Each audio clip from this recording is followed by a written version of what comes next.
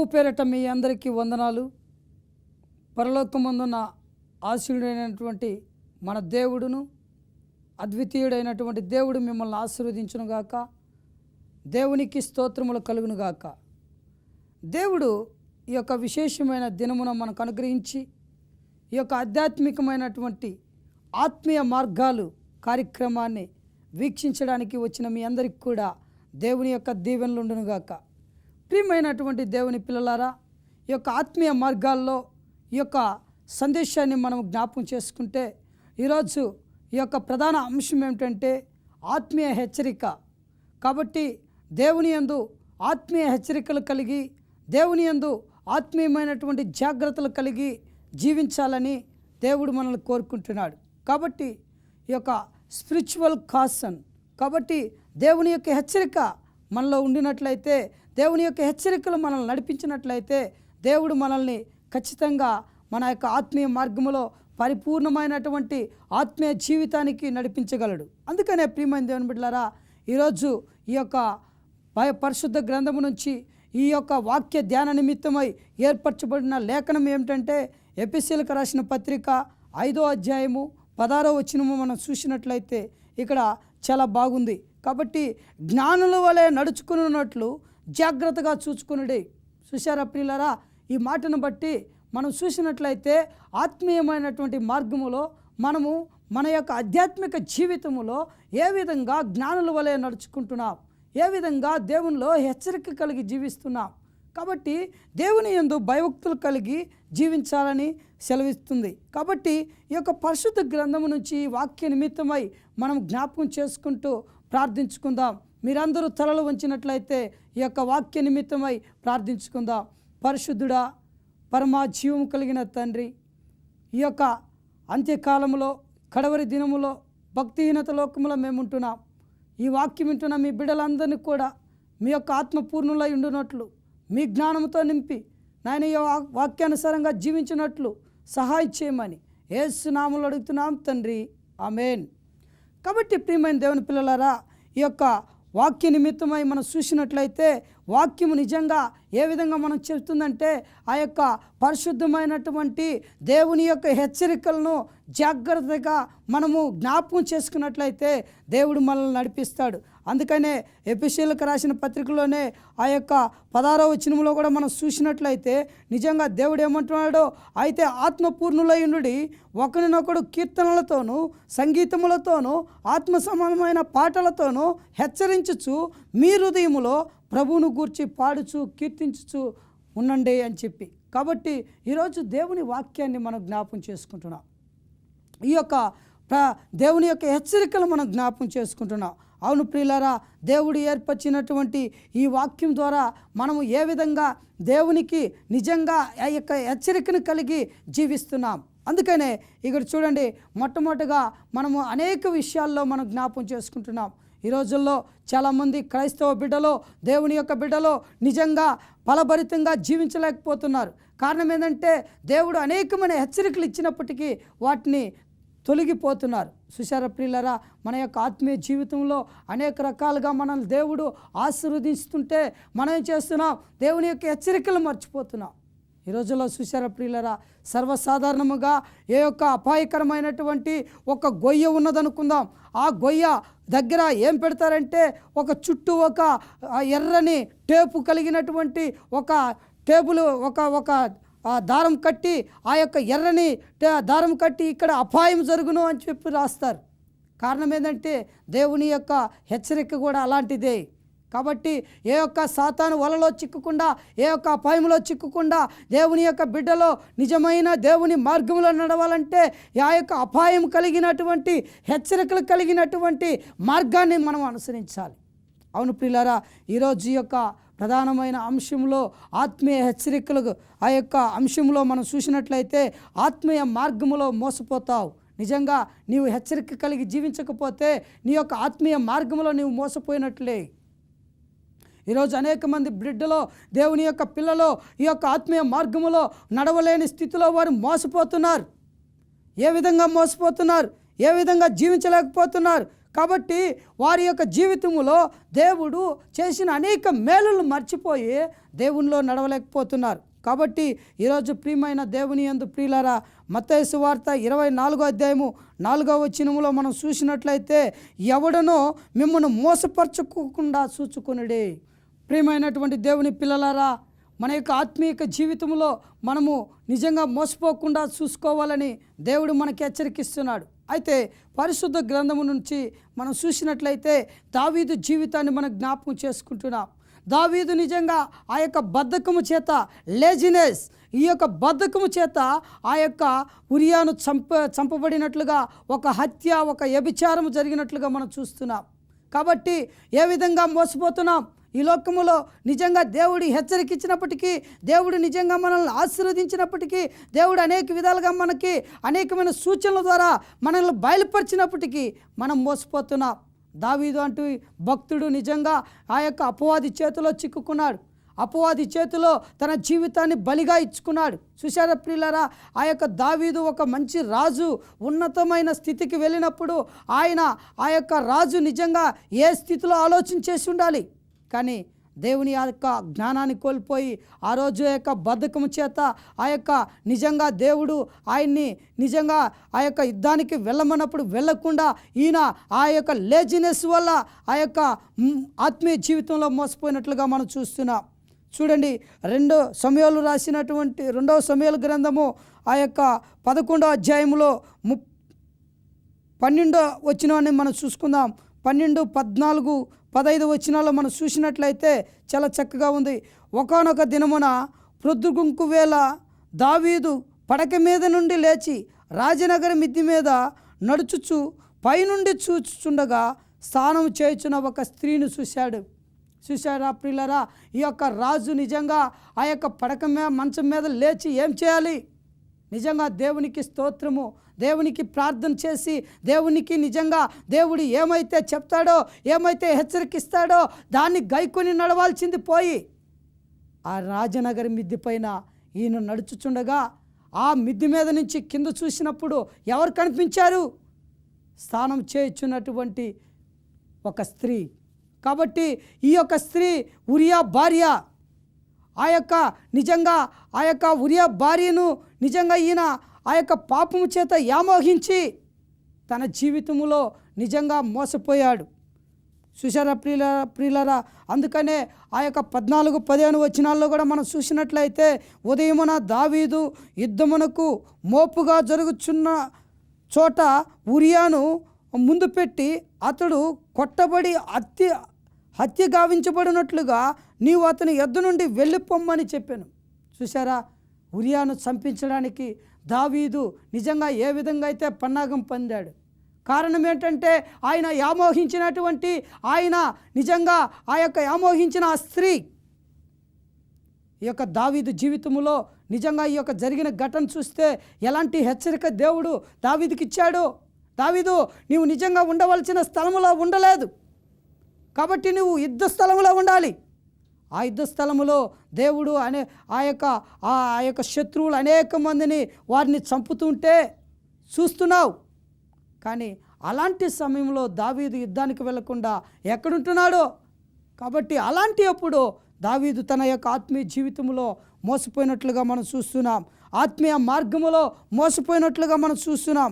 కావున ప్రియులారా, దేవుడు నిజంగా నిన్ను ఆశీర్వదిస్తే, దేవుడు నిజంగా నిన్ను బలపరిస్తే, ఈ యొక్క ఆత్మీయ మార్గములో దేవుని యొక్క మార్గములో నీవు మోసపోకుండా జీవించాలి అంటే దేవుని హెచ్చరిక కలిగి, ఆత్మీయమైనటువంటి హెచ్చరికలు కలిగి, ఆత్మీయంగా దేవుడు హెచ్చరించినప్పుడు, గద్దించినప్పుడు, దేవుడు నిన్ను లోపరుచుకున్నప్పుడు దేవుని మాట వినడానికి ప్రయత్నం చేయి. అందుకనే ప్రియ సహోదరి సహోదరుడా, క్రీస్తునందు ప్రియులారా, దేవుని చేత నిజంగా మనం ఆశీర్వదించబడాలి. అందుకనే 1 పేతురు 5వ అధ్యాయము 8వ వచనములో చూసినట్లయితే, మెలకువగా ఉండుడి, మీ విరోధి అయినటువంటి అపవాది గర్జించు సింహం వలె ఎవరిని మృంగుదునా అని వెదుకుచూ తిరుగుచున్నాడు. ఈ లోకంలో అపవాది నిజంగా ఎక్కడైతే దేవుని బిడ్డలో మంచి భయభక్తులు కలిగి ఉంటారో, ఎక్కడైతే దేవుని యందు నిజంగా నమ్మకం ఉంటారో అలాంటి బిడ్డలను నిజంగా ఆ యొక్క అపవాది అయినటువంటి ఆ యొక్క దుష్టశక్తి సైతాను ఈ యొక్క దేవుని బిడ్డలను మృంగుటకు ఆ యొక్క కాసుకొని ఉన్నాడు. కాబట్టి ప్రియమైన దేవుని ప్రియులారా, చూసారా దావీదు జీవితంలో దేవునికి ఎంత నమ్మకస్తుడిగా ఉన్నాడు, దేవునికి ఎంత మంచి బిడ్డగా ఉన్నాడు. అలాంటి దావీదు నిజంగా అపవిత్రమైపోయాడు, అశుద్ధమైపోయాడు. కాబట్టి తన ఆత్మీయ మార్గములో నిజంగా ఆ యొక్క కోల్పోయాడు. అందుకనే ప్రియమైన దేవుని బిడ్డ తన యొక్క ఆత్మీయ జీవితంలో ఆయన చేసిన పొరపాటుకి, ఆయన చేసిన తప్పిదానికి నిజంగా తన జీవితాంతము తాను, తన కుటుంబము, తన పిల్లలు అందరూ వేదన చెందుకున్నారు.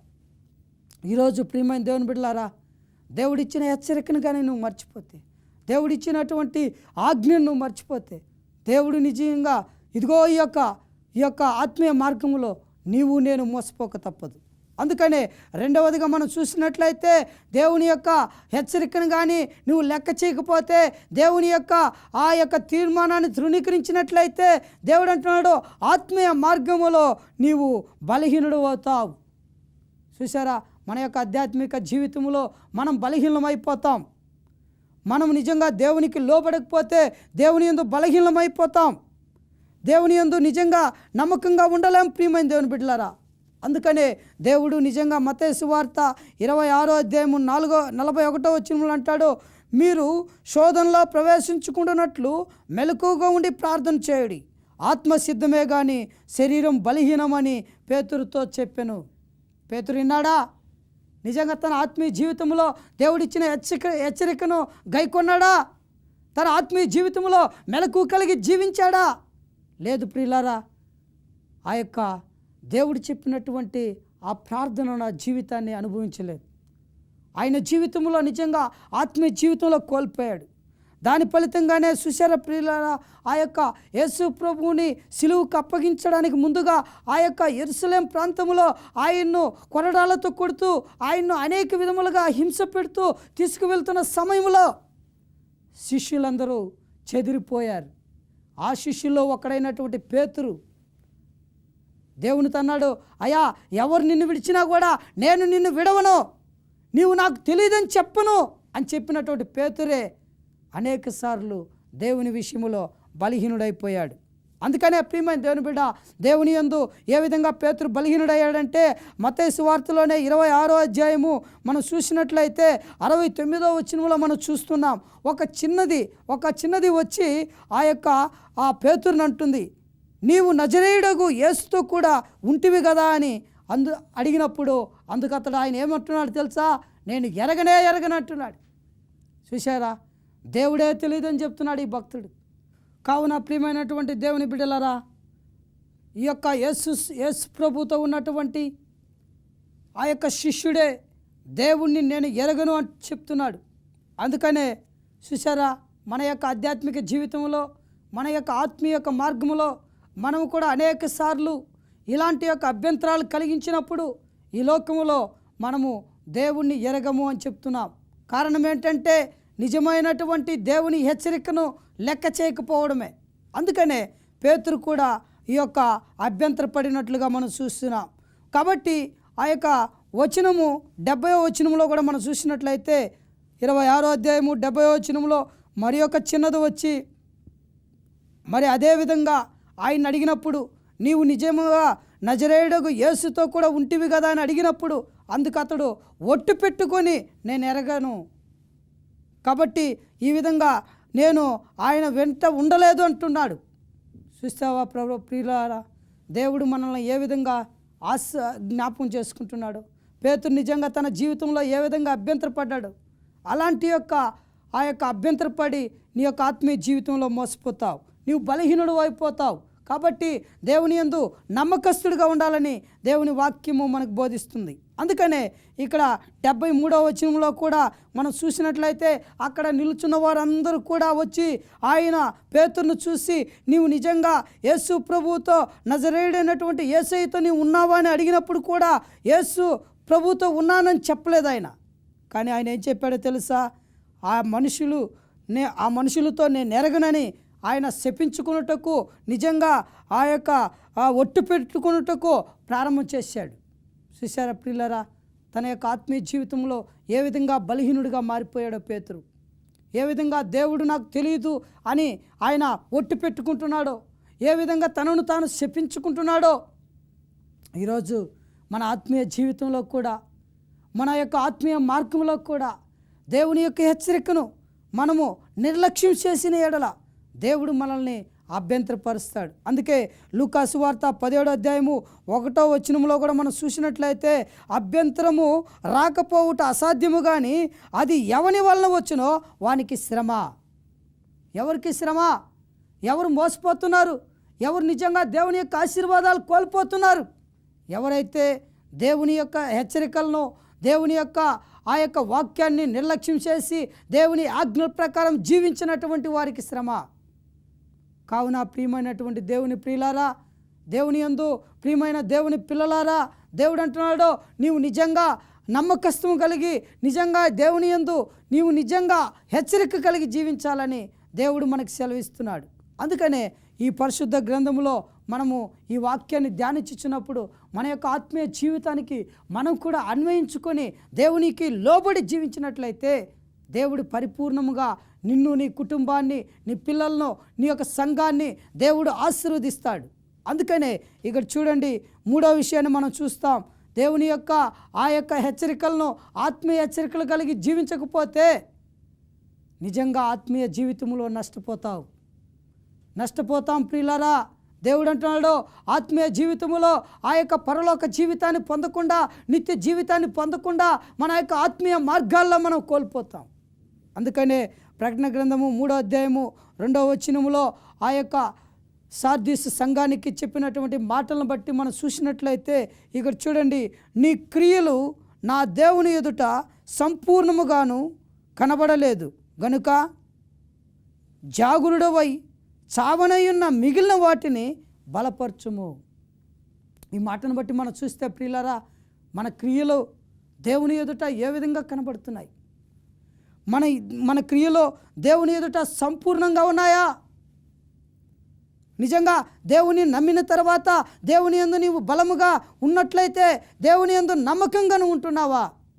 అందుకనే దేవుడు నిజంగా నిన్ను ఆశీర్వదించాలంటే ఈ యొక్క ఆత్మీయ మార్గములో, ఈ యొక్క ఆత్మీయ ఆధ్యాత్మిక జీవితములో దేవునికి నిజంగా హెచ్చరికను నీవు నిర్లక్ష్యం పరచకుండా దేవుని యొక్క హెచ్చరికను గైకొని దేవుని యొక్క ఆజ్ఞల ప్రకారం జీవించినట్లయితే దేవుడు మనల్ని తప్పకుండా ఆశీర్వదిస్తాడు. అందుకనే ప్రియమైన దేవుని బిడ్డలారా, మత్తయి సువార్తలో 25వ అధ్యాయము 11వ వచనంలో మనం చూసినట్లయితే, ఆ యొక్క వాక్యంలో మనం చూసినట్లయితే బుద్ధిగల కన్యకలు, బుద్ధి లేని కన్యకలు ఏ విధంగా వారి జీవితాలను వారు నిజంగా ఆర్పివేసుకున్నారో మనం జ్ఞాపకం చేసుకుంటున్నాం.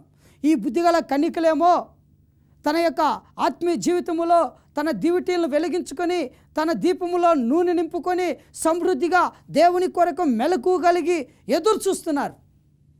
అయితే బుద్ధి లేని కన్యకలు ఏ విధంగా తన యొక్క జీవితంలో నష్టపోయారు అన్న మాటను మనం జ్ఞాపకం చేసుకుంటున్నాం.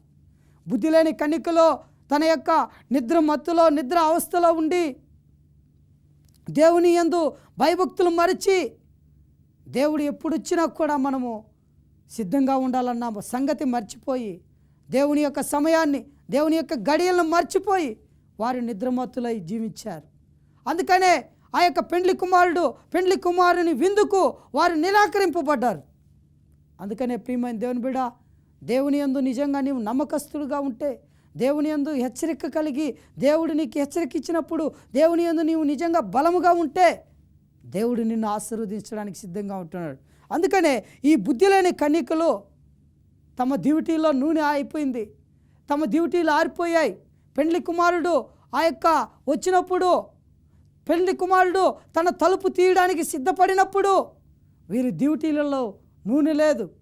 అంటే వీళ్ళ జీవితాలలో పరిశుద్ధాత్మ ఆత్మీయ శక్తి లేదు. అలాంటి యొక్క జీవితంలో నష్టపోయారు ప్రియమైన దేవుని బిడ్డ. ఆ బుద్ధిగల కన్యకల దగ్గరికి వెళ్ళి, ఈ బుద్ధి లేని కన్యకలు, అమ్మా మా యొక్క దీపములు ఆరిపోతున్నాయి, మా యొక్క డ్యూటీలు ఆరిపోతున్నాయి, కొంచెం నూనె ఇమ్మని అడిగితే ఆ సమయంలో ఎవరు సహాయం చేస్తారు నీకు? నీ ఆత్మీయ జీవితం అంతా వ్యర్థంగా కాలం గడిపి వ్యర్థంగా నీవు జీవించినప్పుడు నీకు గుర్తు రాలేదా? దేవుడు ఈరోజు మనల్ని ప్రశ్నిస్తున్నాడు.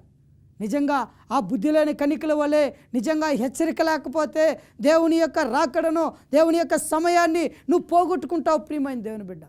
అందుకనే ఆ యొక్క మత్తయి సువార్తలో 25వ అధ్యాయము ఆ యొక్క 11వ వచనంలో మనం చూసినట్లయితే, తక్కిన కన్యకలు వచ్చి అయ్యా అయ్యా అని తలుపు తీయమని అడిగగా అతడు నేను మిమ్మును ఎన్నడూ ఎరగనని నిశ్చయముగా చెప్పుచున్నానని చెప్పాడు.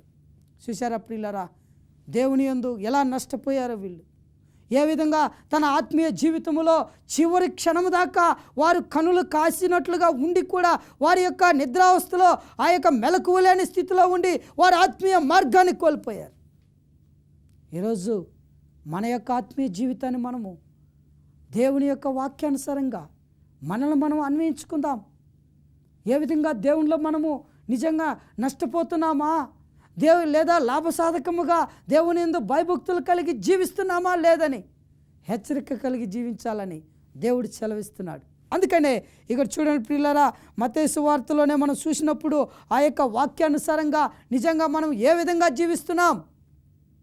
ఈ బుద్ధి లేని కణికల వలె ఆ పెండ్లి కుమారుని విందుకు నిరాకరింపబడినట్లుగా పరలోక రాజ్యానికి, నిత్య జీవానికి నిరాకరింపబడటానికి సిద్ధపడుతున్నావేమో జాగ్రత్త. ప్రియ సహోదరి సహోదరుడా, దేవుడిచ్చి యొక్క జాగ్రత్తమైనటువంటి హెచ్చరికలను, ఆత్మీయమైనటువంటి హెచ్చరికలను నువ్వు గైకొని నడిచినట్లయితే ప్రభు నిన్ను సంరక్షించుకుంటాడు. ఆ యొక్క అపవాది నుంచి, ఆ దుష్ట శక్తి నుంచి నిన్ను కాపాడుకుంటాడు. ప్రియమైన దేవుని యందు ప్రియులారా, యేసు ప్రభునందు ప్రియులారా, దేవుడు మనకి ఒక హెచ్చరిక ఇచ్చినప్పుడు, ఒక నిజమైనటువంటి హెచ్చరించినప్పుడు, తన వాక్యం ద్వారా మనల్ని గద్దించినప్పుడు మెలకు కలిగి ఉండమంటున్నాడు. అందుకనే చూసారా, ఈ యొక్క పేతురు తన జీవితంలో ఏ విధంగా దేవుని యొక్క ఆశీర్వాదాన్ని పోగొట్టుకున్నాడు. ఏ విధంగా బుద్ధి లేని కన్యకలో తన యొక్క పెండ్లి విందుకు నిరాకరింపబడ్డారో, ఏ విధంగా దావీదు తన యొక్క వ్యక్తిగతమైన జీవితంలో తన పాపపు స్థితిని మళ్ళీ తీసుకున్నాడు. తను నిజంగా ఆ యొక్క దీవెనలు పొందుకోవాల్సినటువంటి దావీదు శాపగ్రస్తుడయ్యాడు. అందుకనే తన యొక్క రాజ్యంలో నెమ్మది లేదు, తన పిల్లల జీవితాల్లో నెమ్మది లేదు, తన కుటుంబంలో అలజడి. తాను వ్యభిచరించి పుట్టినటువంటి ఆ బిడ్డను కూడా బ్రతికించుకోలేని స్థితిలో దావీదు తన యొక్క బలహీనుడిగా మారిపోయాడు. చూశారా ప్రియులారా, ఈరోజు ఈ యొక్క ఆత్మీయ మార్గాల కార్యక్రమంలో మీరు వింటున్న ఈ వాక్యాన్ని చూస్తే దేవుడిచ్చిన హెచ్చరికలను ఏ విధంగా మర్చిపోతున్నాం, దేవుడిచ్చిన హెచ్చరికల్ని మన యొక్క ఆత్మీయ జీవితానికి ఏ విధంగా అన్వయించుకుంటున్నాం. ప్రకటన గ్రంథంలో 2వ అధ్యాయం 23వ వచనంలో మనం చూసినట్లయితే, నేను వచ్చు వరకు మీకు కలిగి ఉన్న దానిని గట్టిగా పట్టుకొనుడి. కాబట్టి ఈరోజు ఈ వాక్యము ద్వారా దేవుడిచ్చిన ఆజ్ఞల ప్రకారం మనం గట్టిగా పట్టుకొని దేవుని రాకడకు మనము తల ఉంచినట్లయితే, మీ వాక్యం వినుచున్న మీ అందరి కొరకు ప్రత్యేకమైన ప్రార్థనలతో ఈ వాక్యాన్ని మనము ముగించుకుందాం, ప్రార్థించుకుందాం. పరిశుద్ధుడా, పరలోకమందు ఆసీనుడైన మా పరమ తండ్రి, మా కొరకు రానయ్యున్నటువంటి యేసయ్యా మీకు స్తోత్రములు. మరి మీ చిత్తమైతే నాయన, మీరు అక్కడలో నాయన మీరిచ్చిన హెచ్చరికలను బట్టి మేము జీవించి మిమ్మల్ని ఎదుర్కొనే భాగ్యం మాకు దయచేయమని నాయన మీకే ఘనత మహిమ ప్రభావాలు చెల్లిస్తూ మన ప్రభువును ప్రియరక్షకుడైనటువంటి యేసు నామములో అడుగుతున్నాం తండ్రి, ఆమేన్, ఆమేన్. ప్రియమైన దేవుని పిల్లలారా, వాక్యం విన్న మీ అందరినీ దేవుడు దీవించునుగాక. దేవుడు యొక్క దీవెనలో ఆశీర్వాదం మీకుండునుగాక. ఆమేన్.